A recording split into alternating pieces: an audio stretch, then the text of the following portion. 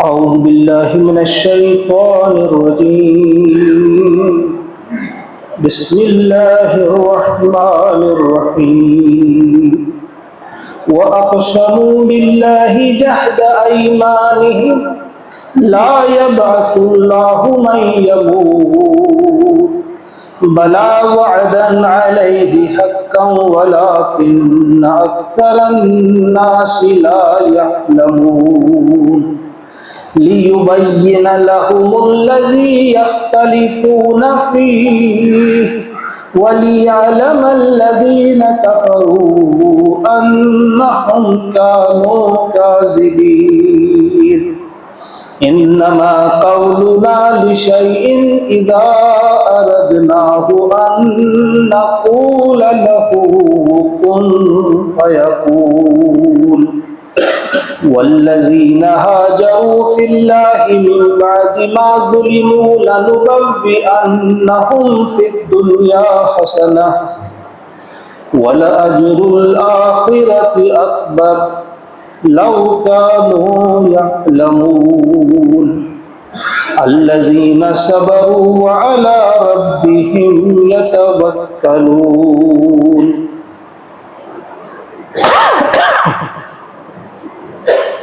صدق اللہ العظیم. سورۃ النحل جس کی آیات آپ کے سامنے تلاوت کی گئی. پچھلی آیت میں ہم نے یہ پڑھا تھا اللہ تبارک و تعالی نبی محترم صلی اللہ علیہ وسلم سے فرماتے ہیں کہ اگر آپ بہت زیادہ خواہش رکھتے ہیں ان کی ہدایت کے لیے، بہت زیادہ تمہارے دل میں یہ خواہش ہے، حرص ہے کہ کسی طرح انہیں ہدایت ملے، تو سن لو کہ بے شک اللہ تعالیٰ اسے ہدایت نہیں دیتا جسے وہ گمراہ کر دیتا ہے، اور وَمَا لَهُم مِّن نَاصِرِينَ، اور ان کے لیے کوئی مددگار نہیں ہوتا. یعنی جب وہ ہدایت کو سنجیدگی کے ساتھ لینے کے لیے تیار ہی نہیں ہوتے، وہ حق کو جاننے کا، حق کو ماننے کا کوئی ارادہ ہی نہیں رکھتے، وہ اسے کوئی ایک اہم یا ضروری چیز ہی نہیں سمجھتے، تو ایسے لوگوں کو اللہ تعالیٰ ہدایت نہیں دیتا. اللہ کی ہدایت یا اللہ کا انعام یہ کوئی عام چیز نہیں، یہ بہت بڑی چیز ہے. یہ اسی کو دی جاتی ہے جو اس کے طرف رکھے، طلب رکھے. اللہ تعالیٰ ان میں ہمارا شمار بھی کرے، اور سے دعا ہے. اب وہ جو ماننے کے لیے تیار نہیں ہوتے تھے، جن کے لیے تو بڑی چاہت تھی اللہ کے نبی کو کہ یہ ہدایت کا راستہ اختیار کرتے، اب فرمایا جا رہا ہے اللہ تعالیٰ کی طرف سے کہ ان لوگوں کا حال یہ ہے، وہ اقسموں، یہ قسمیں کھاتے ہیں، باللہ، اللہ کی، یہ اللہ کی قسمیں کھا کھا کر کہتے ہیں، جہد ایمانہم، اور قسمیں بھی کیا کھاتے ہیں؟ پکی قسمیں، زور و شور سے. یہ اللہ کی قسمیں زور و شور سے کھاتے ہیں، پکی قسمیں کھا کھا کر یہ کہتے ہیں، کیا کہتے ہیں؟ لا یبعث اللہ، اللہ تعالیٰ نہیں اٹھائے گا، من یموت، اسے جو مر جاتا ہے. جسے موت آتی ہے اللہ تعالیٰ ہرگز اسے زندہ نہیں کرے گا، اوپر نہیں اٹھائے گا. بلا، اب اللہ کا جواب ہے کیوں نہیں اٹھائے گا؟ بلا، ضرور اٹھائے گا. وعدن علیہ حقا، یہ وعدہ ہے اللہ کا جو اس نے اپنے اوپر لازم کر رکھا ہے. ان کا اٹھانا اللہ تعالیٰ نے اپنے اوپر واجب کر لیا ہے کہ یقیناً ضرور انہیں وہ اٹھائے گا. وَلَٰكِنَّ أَكْثَرَ النَّاسِ لَا يَعْلَمُونَ، لیکن اکثر لوگ جانتے نہیں. یہ مکی صورت ذہن میں رہے. جو قریش مکہ تھے، ایک گروہ میں ایسا تھا کہ جو بعث بعد الموت، موت کے بعد دوبارہ اٹھایا جانا، اس پر وہ ایمان نہیں رکھتے. لیکن کچھ لوگ تھے وہ مانتے تھے اٹھائے جائیں گے، لیکن ہمارے یہ جو بت وغیرہ ہے یہ ہماری وہاں سفارش کریں گے تو ہم چھوڑ جائیں گے. تو ان کے جواب میں یہ بات کہی جا رہی ہے کہ یہ جو کہہ رہے ہیں کہ ہم اٹھائے نہیں جائیں گے، یقیناً اٹھائے جائیں گے، یہ اللہ کا وعدہ ہے، یہ اس نے اپنے اوپر لازم کر لیا ہے، لیکن اکثر لوگ جانتے نہیں۔ جو کہا جاتا ہے عربی میں الناس اعداء ما جہل، لوگ جو دشمن ہوتے ہیں اس چیز کے جس کے بارے میں انہیں علم نہیں ہوتا، یعنی اگر کسی چیز کے بارے میں علم ہی نہ ہو وہ اس کے دشمن ہو جاتے ہیں، وہ اس کو اختیار کرنے کے لیے تیار ہی نہیں ہوتی۔ وہ یہ جاہل قسم کے لوگ ہیں، ان جاہلوں کو معلوم ہی نہیں کہ اٹھایا کیوں نہیں جائے گا، اس کے پیچھے عقلی دلیل ہے، اور وہ دوسری آیت میں دی جا رہی ہے کہ کیوں نہیں اٹھایا جائے گا۔ فرماتے ہیں اللہ تعالیٰ لِيُبَيِّنَ لَهُمْ، تاکہ ظاہر کر دے ان کے سامنے، اس حقیقت کو واضح کر دے ان کے سامنے، الَّذِي يَخْتَلِفُونَ فِيهِ، جس امر میں وہ آپس میں اختلاف کرتے ہیں، یہ جو جس معاملے میں یہ آپس میں اختلاف کرتے ہیں اس کو ظاہر کرنے کے لیے یہ تو لازمی نتیجہ ہے، ایک عقل مند انسان سوچے گا، جو بھی تھوڑی سی عقل بھی رکھے گا کہ ایسا دن ہونا چاہیے کہ یہ چیز ظاہر ہونی چاہیے۔ اختلاف کس معاملے میں تھا کہ اٹھایا جائے گا یا نہیں اٹھایا جائے گا، اگر اٹھایا جائے گا بھی تو کسی کو فلاں صاحب کام آئیں گے، فلاں بت کام آئیں گے، کہ اس چیز کو تو ایک دن واضح ہو جانا چاہیے۔ وَلِيَعْلَمَ الَّذِينَ كَفَرُوا، اور اس لیے بھی یہ ضروری ہے تاکہ جان جائیں یہ اہل کفر، یہ کفر کرنے والے جان جائیں انہم کانوا کاذبین، کی یہی جھوٹے تھے۔ یعنی قیامت کا آنا اس اعتبار سے بھی کتنا اہم ہے، ضروری ہے کہ دنیا میں ایک شخص ہے جو ظلم پر ظلم کرتا جاتا ہے، دوسرا ہے وہ ظلم پر ظلم سہتا جاتا ہے، ایک شخص جو ہے کسی کا حق دباتا رہتا ہے، دوسرا محروم ہوتا رہتا ہے، ایک شخص جو ہے وہ اپنے آپ کو صحیح راستے پہ بتاتا ہے، دوسرا شخص کہتا ہے نہیں تمہارا یہ راستہ غلط تھا، ہمارا عقیدہ درست تھا، یعنی اس پر وہ جھگڑتے ہیں۔ تو ایک دن تو آنا چاہیے جب پتہ چل جائے سب کو کہ حق پر کون تھا، سچی بات کس کی تھی، جو اللہ نے نازل کیا یہ قرآن، یہ کلام سچا تھا، اور وہ اس وقت کے لوگ جاہل، وہ جھوٹے تھے، نبی سچا تھا، نبی کا وعدہ سچا تھا، اور ان لوگوں کی باتیں اور بکواس وہ جھوٹ تھا۔ اور اسی طرح سے دوبارہ اٹھایا جانا اس پر بھی وہ گفتگو کرتے تھے، بھائی how is it possible، کیسے ممکن ہے، بڑے روشن خیال بنتے تھے جس طرح اس وقت کچھ روشن خیال بنتے ہیں، یہ کیسے ممکن ہے، مٹی میں رل مل جائیں گے، گل سڑ جائیں گی ہڈیاں، کیسے ممکن ہے۔ تو یہ ان کو پتہ چل جانا چاہے کہ یہ ممکن تھا کہ نہیں تھا۔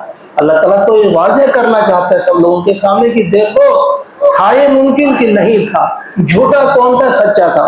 لِيُبَيِّنَ لَهُمُ الَّذِي يَخْتَلِفُونَ فِيهِ، کہ قیامت اس لیے بھی ناگزیر ہے، انتہائی اہم ہے کہ جس معاملے میں یہ اختلاف کر رہے تھے ان کے سامنے واضح ہو جائے، دودھ کا دودھ، پانی کا پانی، حق واضح ہو جائے، باطل واضح ہو جائے، اور اس لیے کہ کافروں کو پتہ چل جائے، وہ جان جائیں کہ وہی جھوٹے تھے۔ انما قولنا لشیء اذا اردناہ، اب رہی یہ بات کہ کیسے دوبارہ مردوں کو زندہ کیا جائے گا، کیسے یہ ہو سکتا ہے، یہ کیسے پاسبل ہے، تو فرمایا تو حقیقت یہ ہے انما قولنا، ہمارا قول، ہماری بات جو ہے لشیء، کسی بھی شے کے لیے، کسی بھی چیز کے لیے، اذا اردناہ، ہم جب ارادہ اس کا کرتے ہیں، ان نقول، بس ہم یہ کہتے ہیں، لہو، اس کے لیے یا اس سے، کن، کہ ہو جا، فیکون، پس وہ ہو جاتی۔ کہا یہ ساری کائنات تمہارے سامنے یہ ہمارے ایک حرف کن سے وجود میں آئی ہے، اور اسی طرح سے اس کو تباہ جب کرنا ہوگا لفظ کن سے اس کو تباہ کرنا ہوگا، جب پھر اٹھانا ہوگا لوگوں کو تو اسی لفظ کن سے۔ بلکہ کچھ مفسرین نے کہا کہ یہ لفظ کن کہنے کی بھی اللہ کو ضرورت نہیں، یہ دو حرفی جوڑ جو ہے کن، اس کی بھی اللہ کو ضرورت نہیں، بس اس کا ارادہ کرنا ہے تو سب کچھ ہو جاتا ہے۔ انما قولنا لشيء اذا اردناه ان نقول له کن فیکون والذین ہاجروا، اور وہ لوگ جنہوں نے ہجرت کی، فی اللہ، اللہ میں سے مراد کیا؟ اللہ کے لیے۔ تفسیر جلالین میں ہے، صاحب جلالین نے لکھا ہے، اس کے ترجمے میں لکھا ہے فی اللہ سے مراد کیا ہے؟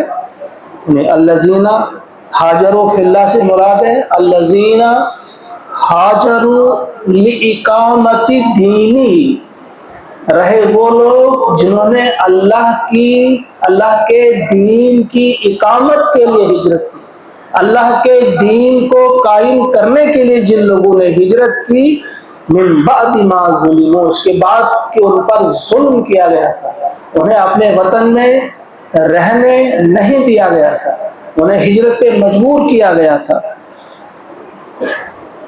لَنُبَوِّئَنَّهُمْ، جہاں تک ان کا تعلق ہے، ضرور نُبَوِّئَنَّهُمْ، ہم انہیں ٹھکانہ دیں گے، فی الدنیا، دنیا میں، حسنہ، اچھا، ہم دنیا میں انہیں بہترین ٹھکانہ دیں گے، وَلَأَجْرُ الْآخِرَةِ أَكْبَرُ، اور آخرت کا اجر تو بڑا ہے۔ لَوْ كَانُوا يَعْلَمُونَ، کاش یہ لوگ جانتے ہیں، کاش انہیں اس چیز کا علم ہوتا۔ اس آیت سے مراد مہاجرین حبشہ ہے، جن میں حبشہ کی طرف ہجرت کی تھی، کیونکہ آیات جو ہے مکی آیات ہے، تو وہاں سے جب انہوں نے ہجرت کی تھی، ان کو مجبور کیا گیا تھا، انہیں بہت زیادہ تنگ کر دیا گیا تھا۔ فرمایا جا رہا ہے کہ یہ لوگ جو ہیں، کیا تمہیں اس بات پہ بھی کبھی سوچنے کی نوبت نہیں آئی، سوچنے کی کوشش تم نے نہیں کی کہ ایک شخص سے جن پر آپ نے بہت ظلم کیا، اتنا ظلم کیا کہ وہ اپنا وطن چھوڑنے پہ مجبور ہو گئے، کیا اس کا جواب تمہیں نہیں دینا ہوگا؟ کیا اس کے لیے ضروری نہیں قیامت کا وقوع پذیر ہونا؟ تو فرمایا جا رہا ہے یہ جو لوگ ہیں اس وقت یہ جا رہے ہیں، مگر سنو، ایسا بھی نہیں ہے کہ ہم یہ سب کچھ دیکھ نہیں رہے ہیں، ہم انہیں یہاں بھی دنیا میں بھی بہترین ٹھکانہ عطا کرنا، لَنُبَوِّئَنَّهُمْ فِي الدُّنْيَا حَسَنَةً، ہم انہیں حسنہ یعنی بہترین ٹھکانہ دنیا میں دیں گے۔ اور یہ بہترین ٹھکانہ پھر ثابت کیا کچھ ہی دنوں کے بعد، کچھ ہی عرصے کے بعد، کہ انہیں بہترین ٹھکانہ ملا مدینہ میں۔ پھر وہی لوگ وہ ان کے حاکم بن گئے، پھر وہی لوگ تھے جو چاہتے تھے وہ سارے لوگ پھر ان کے سامنے جھک گئے کہ ہم پر رحم کرو، اب ہمارا بھائی جو ہے اخ کریم، ابن اخ کریم، وہی کہتے تھے کہ جن کو تم نے مجبور کیا گھر چھوڑنے پر، اب دیکھو انہیں کیسا اچھا ٹھکانہ ملا۔ اور اسی آیت کو دہراتے تھے جب فاروق اعظم رضی اللہ تعالیٰ عنہ کا دور خلافت تھا، جب آپ مہاجرین میں تقسیم کرتے تھے، کیونکہ وہ وقت تھا ان کے پاس کافی دولت کی ریل پین تھی، انہیں جب وظیفے دیے جاتے تھے، اس وقت فاروق اعظم ان کا وظیفہ دیتے ہوئے ان سے کہتے تھے، خذ، لو، پکڑو، یہ بارک اللہ فی، اللہ تعالیٰ تمہیں اس میں برکت عطا کرے، ھذا ما وعدک اللہ فی الدنیا، یہ وہ ہے جس کا وعدہ اللہ تعالیٰ نے تم سے کیا تھا کہ دنیا میں تمہیں یہ حسنہ عطا کروں گا، وما ذخر لک فی الآخرۃ افضل، اور جو اللہ نے آپ کے لیے ذخیرہ کر رکھا ہے آخرت میں وہ تو افضل ہے۔ ثم تلا ھذہ الآیہ، اس کے بعد یہ آیت پڑھتے تھے، یہ آیت ان کے سامنے پڑھی جاتی تھی کہ دیکھو اللہ تعالیٰ نے وعدہ کیا تھا تم سے، کون سی آیت؟ والذین ھاجروا فی اللہ من بعد ما ظلموا لنبوئنہم فی الدنیا حسنہ، کہ اللہ کا وعدہ تھا نا کہ ہم آپ کو حسنہ عطا کریں گے دنیا میں، کہ دیکھو حسنہ تو دیا یہ لوگ، اور آخرت میں جو ہے، جو آگے فرمایا ولا اجر الآخرۃ اکبر، جو آخرت کا اجر ہے وہ تو بہت بڑی چیز ہے، وہ تو بہت بڑا ہے، یہ فی الحال آپ لے لو۔ لو کانوا یعلمون، کاش یہ لوگ جانتے، الذین صبروا، یہ ان مہاجرین کے لیے ہے جنہوں نے صبر کیا۔ صبر سے مراد، ذرا سوچو آپ، یہ کس وقت گھر چھوڑنے پہ مجبور ہو گئے تھے؟ یہ 21ویں صدی کی بات نہیں، یہ کب کی بات ہے؟ 6ٹھی صدی عیسوی کی بھی آغاز میں، 7ویں صدی عیسوی، 600 کچھ عیسوی 7ویں صدی عیسوی کے آغاز کی بات تھی. جہاز نہیں تھے، گاڑیاں نہیں تھی، جانا تھا دور ملک میں، جانا تھا حبشہ. معلوم نہیں تھا کہاں رہیں گے، کیسا سلوک ہمارے ساتھ ہوگا. پھر آپ جانتے ہیں اپنا وطن کتنا عزیز ہوتا ہے. سب اپنی مال و متاع چھوڑ کر، اپنا گھر چھوڑ کر، زمین جائیداد چھوڑ کر جو جاتے ہیں، جنہوں نے صبر کیا. کچھ لوگ ایسے ہوتے ہیں وہ حق سے ایسا چمٹ جاتے ہیں جو حق کے لیے کسی بھی قسم کی قربانی دینے کے لیے تیار ہوتے ہیں. کچھ لوگ حق کو حق اگر مانتے بھی ہیں تو بس یوں ہی ہلکا سا، لیکن ان کے لیے حق ہی سب کچھ ہوتا ہے. حق کے لیے انہوں نے اگر اپنی جان کا نذرانہ بھی پیش کرنا پڑے وہ کرتے ہیں. اور کچھ لوگ تو دعویٰ کرتے ہیں کہ ہم بھی حق کے ماننے والے ہیں، لیکن اس کے لیے تھوڑی سی تکلیف برداشت نہیں کر سکتے، تھوڑا سا کبھی مالی تعاون کرنا پڑے اس کے لیے بھی تیار نہیں ہوتے.